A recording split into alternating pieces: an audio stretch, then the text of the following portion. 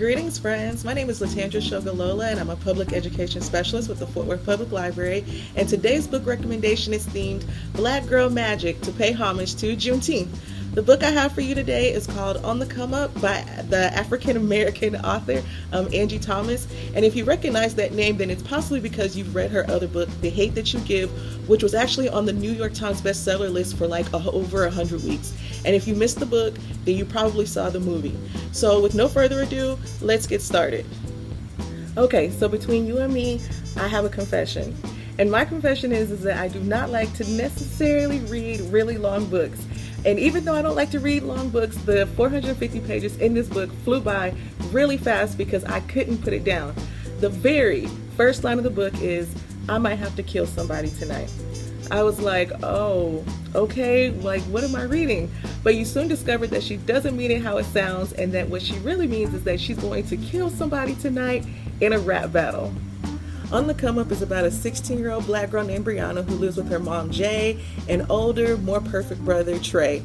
Brianna lives on one side of the hood, but is bused to the nice part of town to go to the same performing arts school that her brother graduated from.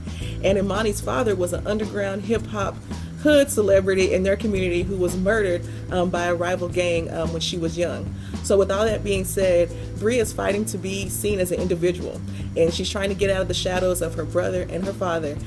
Bree's a lyricist and has the same gift of poetry her father did, and dreams of using that gift to pull her family out of poverty. Now the problem is that her music is hip-hop, and I don't mean the gummy bear rap that's played on the radio today. I mean the gangster hip-hop that is so raw that the President of the United States sees it as a threat. We know that sometimes hip-hop lyrics are not friendly or clean, and this book is about what happens to a community when the lyrics she writes go viral. On the Come Up has ideas centered around social media and perception versus reality, racism, the war in hip-hop, stereotypes against black women like aggressiveness, poverty, not being black enough, addiction, loyalty, reputation, and finally temporary setbacks turning into come-ups. So in the end, this book reads just like a movie. You can literally picture each scene in your mind. You can see the neighborhood, you can see the environment, and you can see the characters. And I know many of us will be able to associate folks in our own families to characters in this book. My favorite part of the book is how the author shows Brianna's thinking process when she's putting her lyrics together.